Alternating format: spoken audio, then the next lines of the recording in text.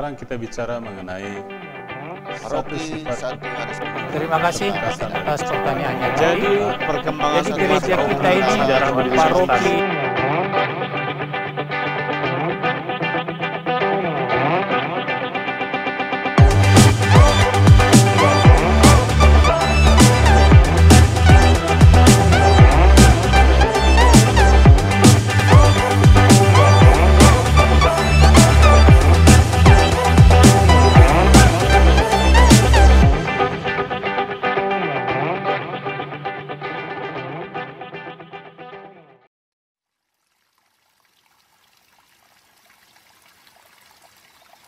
Ibu, inilah anakmu.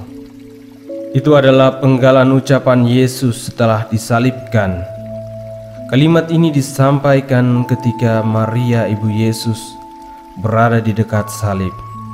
Dan bersama Maria juga ada murid kesayangan Yesus, Yohanes, dan berkata kepadanya, "Inilah ibumu."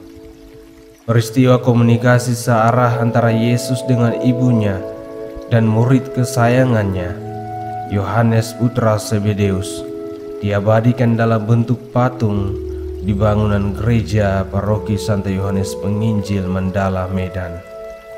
Nama Santo Yohanes Penginjil diambil sebagai pelindung sekaligus untuk mengingatkan umat pada Pastor Johann Kutskreuter Ordo Karmelit. Beliau adalah imam Karmelit yang banyak berkarya sampai berdirinya gereja Santo Yohanes Penginjil yang pada masanya masih berstatus sebagai stasi dari paroki Santo Paulus Pasar Merah.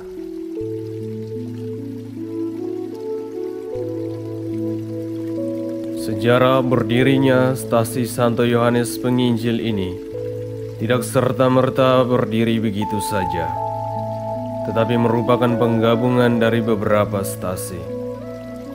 Menurut Bapak Eduard Daci, seorang saksi sejarah yang juga adalah seorang prodiakon dan prior dari Karmel Awam, mengutarakan bahwa awal mula paroki Santo Yohanes Penginjil Mandala terdiri dari 3 stasi yang berbeda.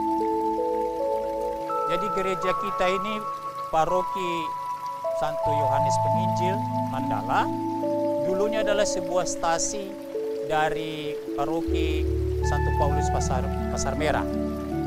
Dulu sebelum terbentuk paroki ini ada 3 stasi disatukan, yaitu stasi Jalan Negara yang sudah berdiri sejak tahun 1964. Dan stasi Budi Luhur itu doa atau bisa diadakan di STRK Budi Luhur Jalan Mandala dan sudah memulai sejak tahun 1965. Satu lagi adalah stasi Pematang Terang. Nah, oleh Keuskupan, ketiga stasi ini disatukan menjadi satu stasi.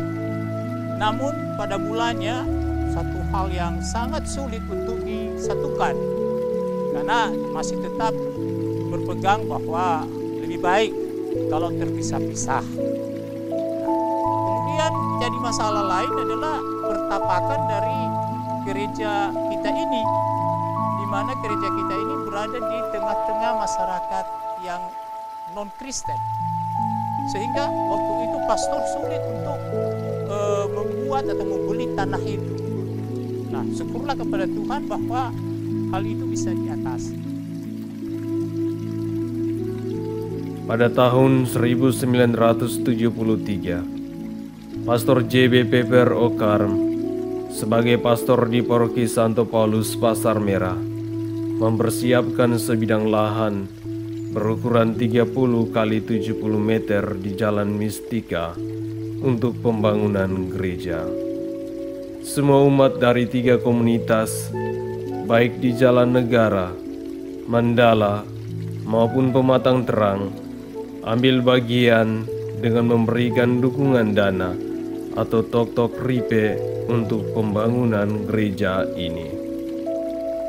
Namun tidak berselang lama, pada bulan November 1973 terjadi pergantian pastor paroki dari Pastor JBP Per Okarm kepada Pastor Paul Gur Okarm, seorang misionaris Karmel dari provinsi Australia. Pergantian parokus ini tentu mempengaruhi proses penyatuan dan pembangunan gereja Stasi. Pastor Paul juga tidak lama, hanya 1 tahun berkarya di paroki Pasar Merah. Tahun 1974, terjadi lagi pergantian pastor paroki kepada Pastor Johan Kutz Kreuter Okarm. Pada masa inilah, atas inisiatif Pastor Penok OFM Kapusin dan persetujuan Uskup Agung Medan, Stasi Mandala diserahkan kepada pengembalaan dan yurisdiksi Pastor Paroki Santo Paulus Pasar Merah. Maka Pastor Johan Kutz Kreuter Okarm melanjutkan tugas itu, dibantu panitia ad hoc Keuskupan Agung Medan, dan berdasarkan surat dari Uskup Agung Medan tertanggal 1 Desember 1978. Pada tanggal 17 Januari 1979, dilaksanakan peletakan batu pertama pembangunan gereja Jalan Mistika. Pada saat yang sama, gereja Jalan Mistika diberi nama pelindung Santo Yohanes Penginjil. Seiring berjalannya waktu, pembangunan, pembenahan, dan penataan fasilitas-fasilitas gereja terus dilengkapi, seperti pastoran dan aula, termasuk struktur kepengurusan gereja. Rencana peningkatan status menjadi paroki dikuatkan melalui surat keputusan Uskup Agung Medan tertanggal 25 April 2000. Isinya yang menyatakan bahwa peningkatan status gereja Katolik Santo Yohanes Penginjil Jalan Mistika nomor 24 Mandala menjadi paroki merupakan kebutuhan mendesak dan segera dipersiapkan. Karena lahannya sangat terbatas, maka disepakati membeli sebidang tanah di samping gereja yang adalah milik para suster kongregasi Santa Elizabeth dengan ukuran 20 kali 46 meter pada tahun 2003.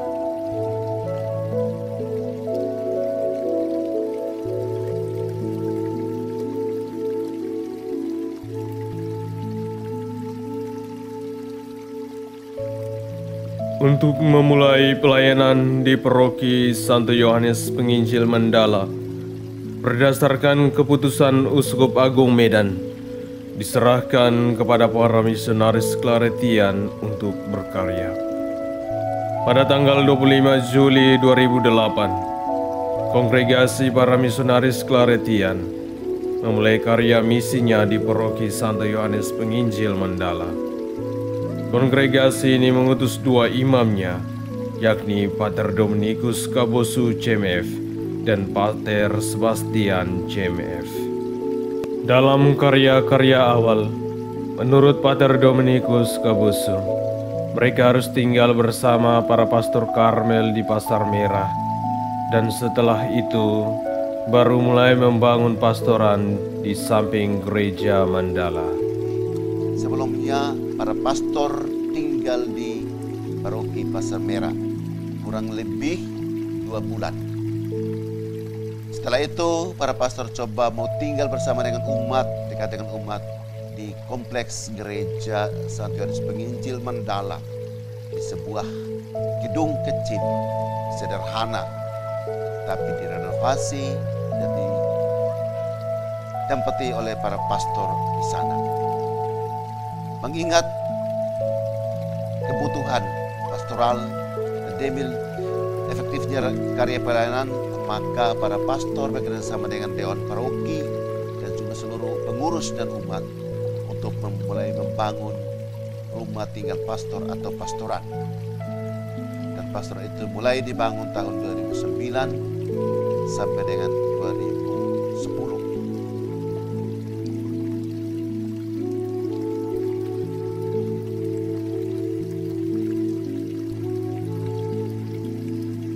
Pada tanggal 26 Oktober 2008, Gereja Katolik Stasi Santo Yohanes Penginjil Mandala Medan diresmikan menjadi paroki oleh Uskup Agung Medan, Insinyur AG Pius Datubara OFM Kapusin, sekaligus pelantikan Pastor Paroki Santo Yohanes Penginjil Mandala, Pater Dominikus Kabosu CMF.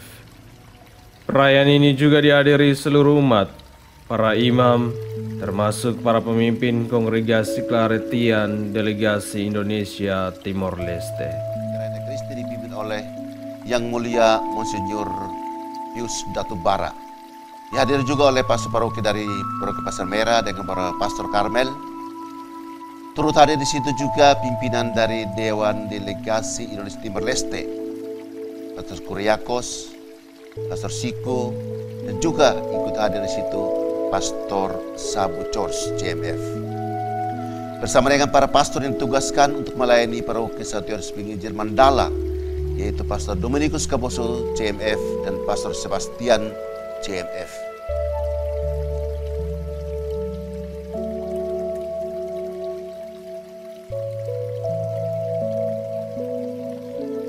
Pada bulan Januari 2014, Paroki Santo Yohanes Penginjil Mandala mendapatkan tambahan satu stasi yang baru, yakni stasi Santo Yosef Freinademetz, Bandar Setia, dengan jumlah 32 kakak dan 116 jiwa.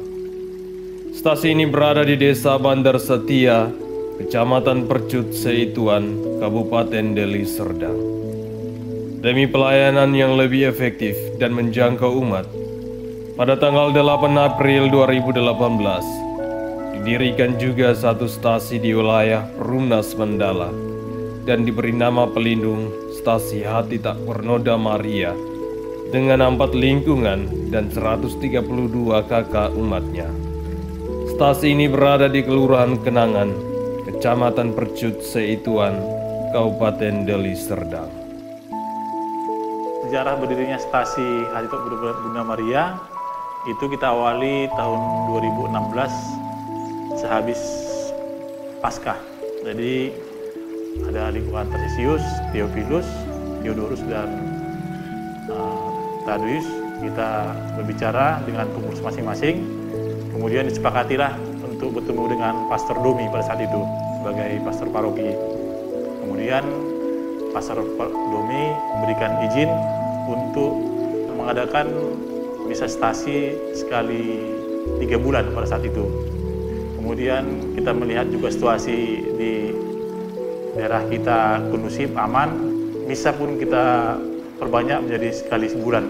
Kemudian di tahun 2018, tepatnya tanggal 8 April 2018, stasi resmi disahkan menjadi Stasi Hati Tak Pernoda Maria.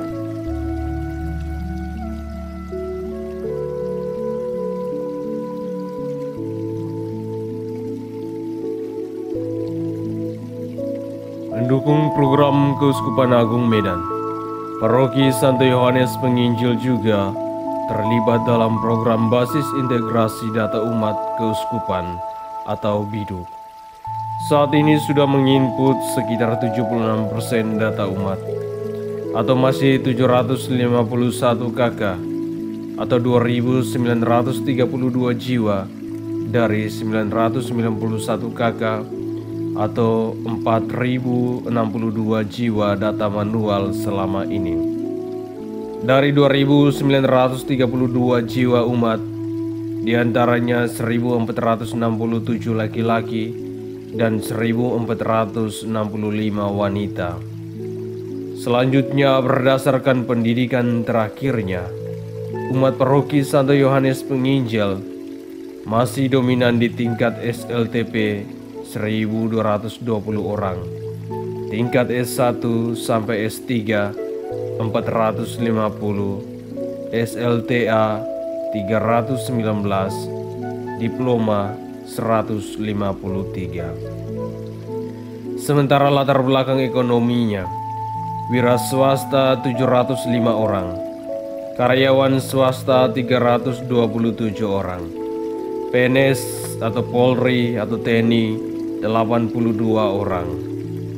Khusus wira swastanya, sebagian besar umat paroki Santo Yohanes Penginjil Mandala sebagai pelaku ekonomi informal dan UMKM, diantaranya adalah peternak babi.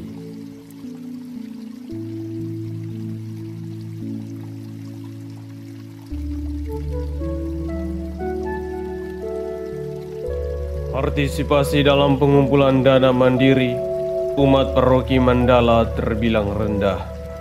Berdasarkan laporan terakhir pengumpulan dana mandiri dari umat, hanya berkisar 55–65%. Sebagai contoh dana mandiri yang berhasil dikumpulkan dari umat pada tahun 2017 sebesar Rp57.250.000 dari yang seharusnya sebesar Rp95 juta. Untuk tahun 2018, dana mandiri terkumpul sebesar Rp62.845.000 dan di tahun 2019 sebesar Rp53.610.000. Sementara dana inilah yang digunakan untuk keperluan rutin seperti perawatan bangunan gereja, kebersihan, listrik, air, dan lainnya. Menurut Bapak Dr. Andus Ridwan Aritonang, Pelaksana 1 DPPH Paroki Mandala, rendahnya dana mandiri ini disebabkan karena mayoritas umat paroki Mandala berpenghasilan kecil. Jumlah umat kita sudah mencapai 1000 kakak, tapi 60% lebih itu adalah di bawah menengah. Jadi banyak warga kita yang sebenarnya hanya semangat kekatolikannya yang nampak, tapi semangat ekonominya sebenarnya sangat-sangat tidak mampu. Bisa kita lihat bahwa ada 7 atau 8 lingkungan itu umat kita yang berada di pinggiran rel kereta api. Mereka semuanya adalah masyarakat kurang mampu. Jadi kontribusi mereka terhadap kewajiban ke gereja sering menjadi tidak tercapai karena kemampuan ekonominya sangat lemah.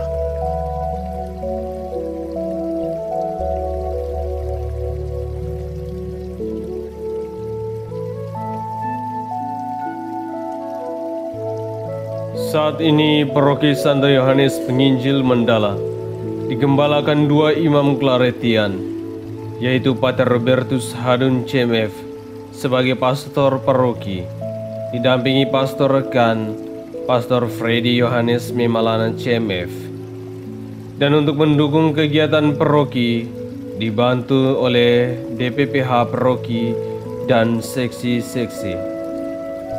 Paroki ini juga dibantu oleh 5 orang karyawan, masing-masing diberi tanggung jawab urusan administrasi, kebersihan, security, koster, dan urusan rumah tangga pastoran. Sekarang kita bicara mengenai satu sifat atau kekhasan dari Keuskupan Agung Medan ini adalah gereja yang menjemaat. Tentu yang ditonjolkan di sini adalah partisipasi kaum awam di dalam kehidupan menggereja. Hal ini nampak di dalam, atau yang paling konkretnya itu di dalam Dewan Pastoral Paroki. Ya, kalau kita lihat strukturnya, ya, pastor hanya 2 orang, ya, tapi awamnya kita lihat. Dewan Pastoral Paroki Harian ada 15 orang. Dewan Pastoral Paroki Presidium, ya, kami bagi di sini ada 5 bidang, ya, kemudian digolongkan juga di situ sesuai dengan seksi-seksi yang ada. Jadi jumlahnya ada 57 orang. Ada Dewan Rayon, jumlahnya 16, karena ada 9 rayon. Kemudian ada juga Dewan Stasi, Dewan Pastoral Stasi.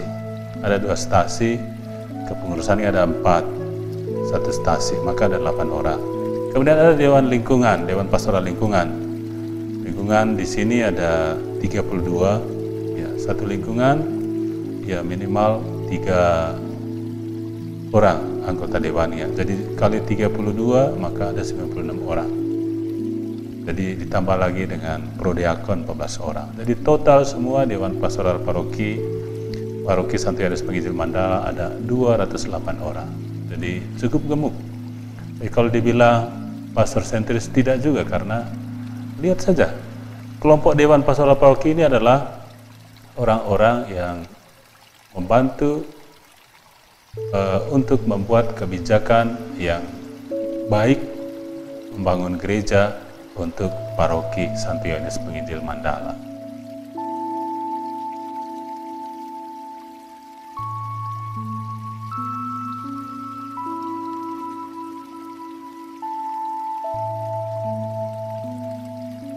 Karya pastoral di Paroki Santo Yohanes Penginjil Mandala dilaksanakan sebagaimana biasanya. Perayaan Ekaristi setiap minggu dirayakan 4 kali misa, 2 di pusat paroki dan masing-masing 1 di 2 stasi. Dan juga setiap bulan pada minggu pertama dilaksanakan perayaan Ekaristi 1 kali bagi Asmika. Sementara pelayanan sakramen lainnya dan juga pembinaan umat dilaksanakan seperti biasanya. Untuk mendukung kegiatan pastoral ini, dibentuklah juga kelompok-kelompok kategorial agar pelayanan semakin efektif. Ada kelompok yang sering disebut sebagai kelompok kategorial. Ya. Ada kelompok Asmika. Asmika itu umurnya ya, yang belum sekolah sampai mereka menerima komuni pertama. Sesudah mereka menerima komuni pertama, mereka bergabung dengan orang tua. Kemudian ada kelompok remaja atau areka. Memang secara faktual belum terbentuk kepengurusannya. Biasanya kelompok remaja ini kami wakilkan dengan pelayan altar itu, karena memang usianya ya komuni pertama sampai dengan kelas 2 SMA saja. Jadi memang ada rencana untuk membentuk mereka secara umum, sehingga misionari ini hanya satu kelompok dari remaja itu sendiri. Ya. Tapi yang termasuk kelompok remaja adalah meliputi semua remaja yang usia komuni pertama sampai dengan kelas 2 SMA. Ini untuk mendapat perhatian di dalam pembinaan-pembinaan mereka. Kelompok yang berikut adalah OMK. Semua paroki ada di keuskupan ini ya. Dan memang kelompok ini tidak terlalu banyak yang berpartisipasi. Kebanyakan mereka sibuk dengan aktivitasnya masing-masing. Tetapi meskipun demikian, ya kelompok ini ya menjadi perhatian penting paroki. Setiap tahun, setiap kali kami membuat program, kelompok ini selalu kami perhatikan di dalam program-program. Tapi ada juga kelompok lain, ya kelompok doa Santa Monica. Ini biasanya untuk para janda. Yang janda ya, gabung dengan kelompok Santa Monica ini. Ya, ada waktu-waktu mereka doa bersama. Kadang-kadang mengundang imam untuk merayakan Ekaristi bagi kelompok Santa Monica ini. Kelompok lain yaitu kelompok Kerahiman Ilahi. Sedikit jumlahnya, tapi mereka aktif di dalam doa. Kadang-kadang mereka ikut atau ya melayat orang meninggal, atau ikut dalam perayaan misa requiem orang yang meninggal. Ya. Kemudian ada kelompok karismatik, sedikit jumlahnya dan orang tua, tetapi ya aktif mereka di dalam doa kelompok mereka. Ada juga kelompok Karmel Awam. Sebenarnya ini yang dibentuk oleh para Karmel dulu sebelum paroki ini menjadi satu paroki yang definitif. Ya, setelah diambil atau setelah menjadi paroki, ya kelompok ini tetap ada dan aktif di dalam doa-doa mereka. Ya. Ada lagi satu kelompok yang lain, bukan kelompok doa, tapi ya cenderung ke politik, yaitu BKRI. Ya, ini ada dan mereka ada di paroki ini. Ada juga kegiatannya meskipun tidak terprogram dengan baik, tapi biasanya kadang-kadang mereka memanggil imam untuk merayakan Ekaristi bagi mereka. Kadang-kadang mereka membuat program untuk membagi vitamin kepada anak-anak. Jadi ya, karena memang dulu kami pernah menghimbau mereka supaya kelompok-kelompok ini ya yang ada di dalam gereja, karena kita anggap sebagai harta atau ya kekayaan paroki yang kiranya juga berguna untuk paroki. Jadi karena itu kelompok-kelompok ini harus memberikan kontribusinya yang positif kepada paroki. Contohnya yang dilakukan oleh Santa Rahimanilahi, yang mengunjungi orang sakit atau hadir di dalam misa requiem, itu kan kontribusi yang positif. Kiranya semakin banyak kelompok, juga semakin banyak orang memperhatikan bagaimana kehidupan dan perkembangan gereja ini selanjutnya.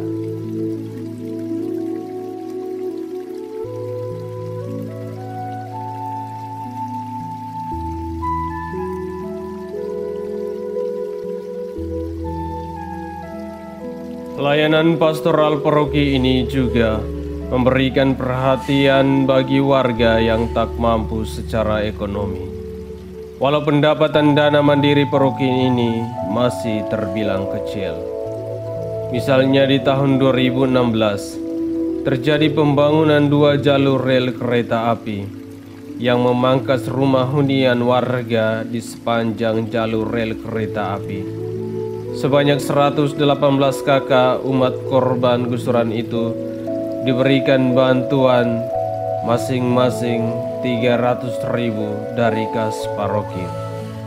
Sementara itu, pada masa pandemi Corona tahun 2020 ini, Gereja Mandala juga membantu umatnya dengan mendistribusikan 3 kali paket bantuan sembako kepada 500 kepala keluarga umat yang sumber dananya dari kas paroki, swadaya umat, dan Karitas PSE, serta komunitas suster-suster FSE.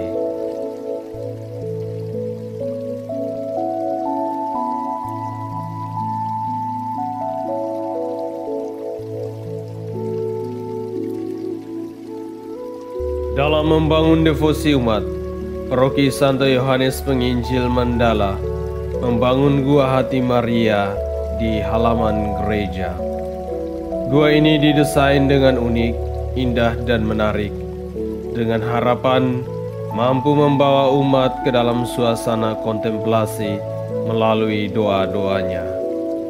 Gua ini diresmikan oleh Monsinyur Anicetus Sinaga OFM Kapusin pada hari Minggu 28 Oktober 2018 setelah menjalani ibadah doa novena selama 9 hari tanggal 19 sampai 27 Oktober 2018.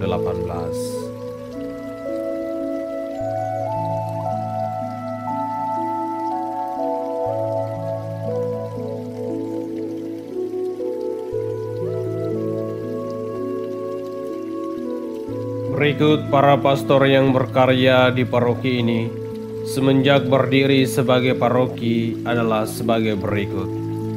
Pater Dominikus Kabosu CMF sebagai pastor paroki mulai tahun 2008 sampai dengan 2016. Pastor Sebastian CMF 2008 sampai 2009. Pater Yakobus Thomas Raga CMF 2009 sampai 2012. Pater Eduardo Monge CMF 2009 sampai 2010. Pater Paul Jeraman CMF 2010 sampai 2013. Pater Landovus Primus Kevi CMF 2013 sampai 2015. Pater Sabu CMF 2014 sampai 2019. Pater Robertus Hadun CMF sebagai pastor paroki dari 2016 hingga sekarang. dan Pater Freddy Yohanes Memalana CMF 2018 hingga sekarang.